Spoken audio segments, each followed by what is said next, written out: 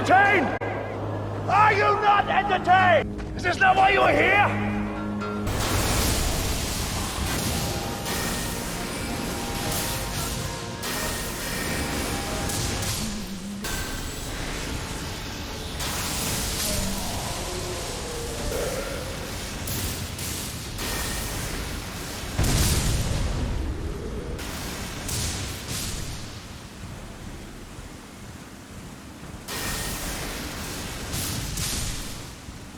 Alright, so I've had a lot of requests for my build on my guide videos, so I'm going to post the build here real quick. There's a lot of misconception in terms of like, oh, I have to take a faith scaling special weapon. No, you can change any weapon to a faith weapon or whatever you like. Like here I have the Nagakiba as standard, but with a blood Ash of War skill on it, standard, so I can buff it.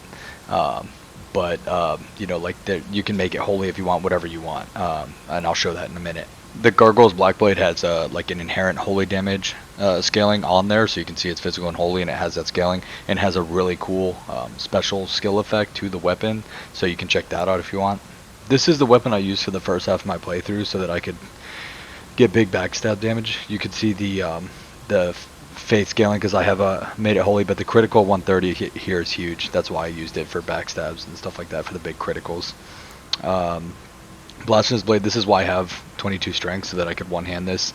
If you haven't used this, it's a fire damage, but it's got a really good AoE skill on it, so I would try it out. This is in case you want to dual wield. Like a lot of people are really into the bleed builds and stuff, so I didn't even level the katana up yet, but if you want to have like a washing pole katana. And then this is the bread and butter of the build right here as a caster, is the Gravelstone Seal. You want to go with this over, for the first half of the game I used the Finger Seal. That's why it's only at plus 14, but it's still, as scaling, you see it's still 220 in scaling, or in can scaling, sorry.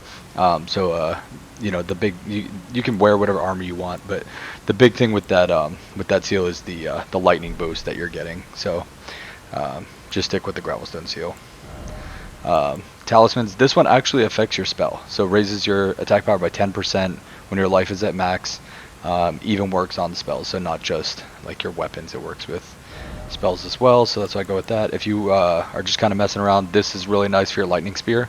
Shorten spellcasting time, that's a good, I kind of swap back and forth. Or if you're doing a lot of melee, then the enhances guard counters is really good to go with as well. Put this on, leave it on the whole game. Raises the potency of your incantations, so all of your faith-based spells will do a lot more damage. And then I switch back and forth. This is what I use obviously most of the time in a lightning build. Raise your lightning attack. But you can kind of go back and forth between this or if you're in an area where they're tough against lightning, go with the Fire Scorpion charm. If you find yourself using Pyro, then this is the Flask that I use here. These two are the best you can run. The Faith Knot Crystal Tier, the boost, the temporary boost in Faith, and then the boost to the Lightning. That's just the best in terms of damage output. You can use whatever you want in that Flask, but that's what I use the whole game for a big damage boost in like boss fights and stuff like that. So let's go and we'll talk more about the ashes, like I was saying. So a lot of people are like, oh, you have to use this weapon because it scales well off faith. Well, no, you can make any weapon scale off anything you want. So like this, I have the holy modifier on it right now, right? So I can go here and I can make it magic, quality, heavy, standard. So you see standard, I come to 157 base damage and 47 extra. Heavy, I go to 144 base, a little less, but I go to 55 extra, and then here we go 55 to 71 if we go keen, because my the scaling off the keen, the deck. So here we go magic, where it scales off other stuff. I mean, you can make it whatever you want. You can come down here. Sacred is where I'm at, but I can all that really does is change the special skill on the weapon, and then you have the choice of making it sacred, where you see here I got 117 holy and 117 physical base. I have multiple choices of these ashes to make two weapons holy. This make it a lightning, where I go to 110 physical, 110 lightning. Here we go blood, so you can go occult, blood, or poison if you use this Ash of War. So you can, or you can just go standard heavy keen just to get that Bloodblade skill. So that's the cool thing about the Ashes of War, is like you don't have to make all these different weapons. You can do whatever you want. You can go ahead and and make it you know, blood base. If you're, you know, just depending on the boss, like you go to the fire giant and say, hey, okay, I'm gonna go blood base. So, you know, whatever.